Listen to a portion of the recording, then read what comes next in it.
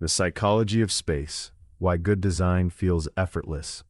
When you walk into a room and immediately feel at ease, something more than good looks is at work.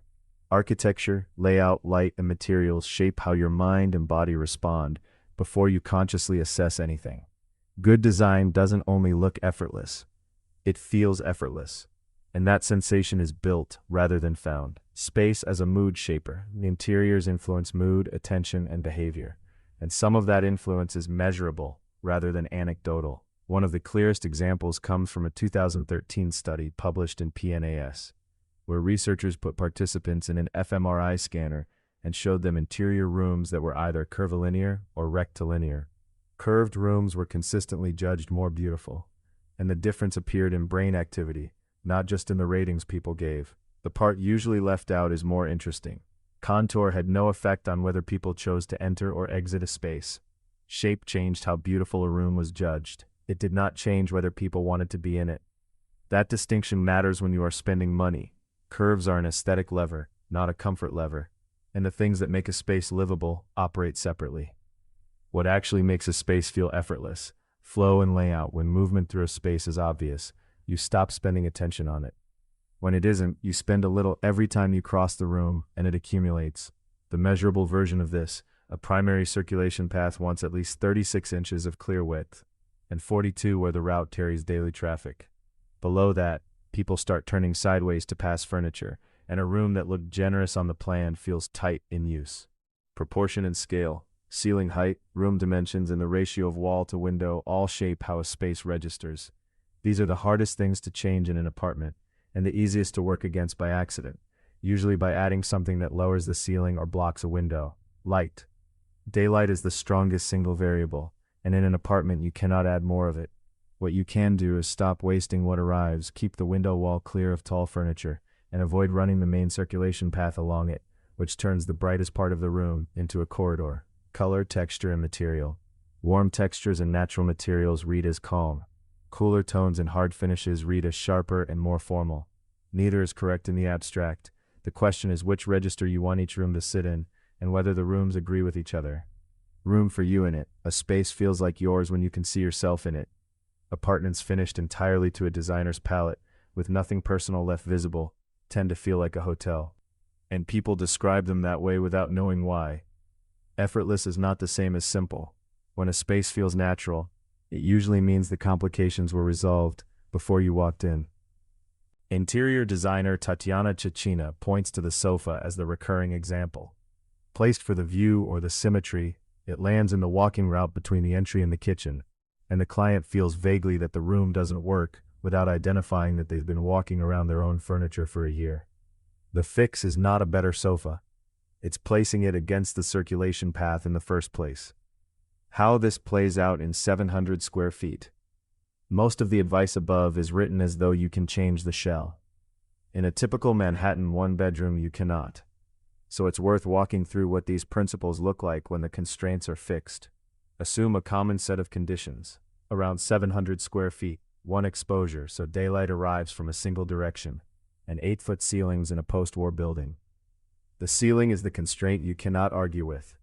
You are not raising it, which means the priority becomes not lowering it further. Dropped ceilings, deep soffits, and thick flooring buildups all cost height you don't have. Storage goes tall and narrow rather than long and low, because vertical lines return some of what the ceiling takes away. The single exposure decides the plan. Everything that benefits from daylight sits along that wall, and the circulation path runs along the interior edge instead. This is the opposite of what most people do instinctively, which is to leave the window wall clear as a walkway, and push the seating into the dark half of the room. With no walls to work with, furniture does the zoning. A sofa's back becomes the boundary between living and dining.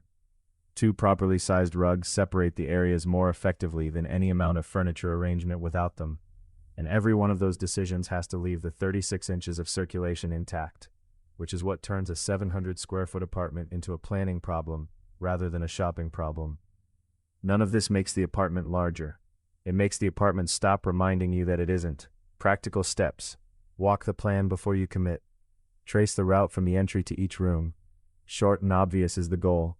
Check your orientation. Find out which way your windows face, and when the light actually arrives, then plan around that, rather than around the floor plan alone. Protect the ceiling height you have. In a post-war apartment, every inch you give to a soffit or a thick floor assembly is one you will feel. Choose materials you will touch. Floors, fabrics, and counters are the things you make contact with daily, and how they feel matters as much as how they photograph. Leave something of yours visible. A fully styled room with nothing personal in it reads as a showroom. Bring the team in early. Layout decisions made before construction cost nothing to change. The same decisions made after cost demolition. Why it holds its value. It is tempting to claim that calm, neutral apartments sell better than strongly styled ones. In the Manhattan luxury market, that isn't reliably true. Distinctive, heavily designed apartments often command a premium from buyers who want exactly that. The more defensible point is that style and function are separate variables. An apartment to be beautifully finished and still have a circulation path that forces you around the furniture, a window wall used as a hallway, or a ceiling made lower than it needed to be. Those problems don't photograph, and they don't go away when the styling changes. Getting the spatial decisions right is what lets any style, restrained or bold, actually work in daily use. My apartment has one window and 8-foot ceilings. Can design actually change how it feels? It can change a lot, but not by pretending the constraints aren't there. The moves that work are the ones that stop wasting what you have, keeping the window wall clear rather than using it as a walkway, running circulation along the interior edge, protecting ceiling height instead of adding soffits and thick floor buildups, and using vertical storage to draw the eye up. What won't work is treating a small apartment as a scaled-down large one. The proportions have to be planned for the space that exists. Is there real research behind this, or is it designer intuition? Some of both, and it's worth knowing which is which. There is genuine peer-reviewed work on how spatial form affects response. A 2013 PNAS study using fMRI found that people judge curvilinear interiors more beautiful than rectilinear ones, with the effect visible in brain activity. But that same study found contour had no effect on whether people wanted to enter or leave a room. A lot of what gets presented as neuroscience and design writing is looser than the research actually supports.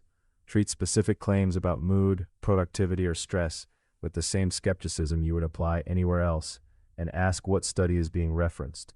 Where do I start if I'm not doing a full renovation? Circulation first, because it costs nothing to fix and affects you daily. Walk your main routes and see where you turn sideways or detour around furniture, then move the furniture rather than living with it.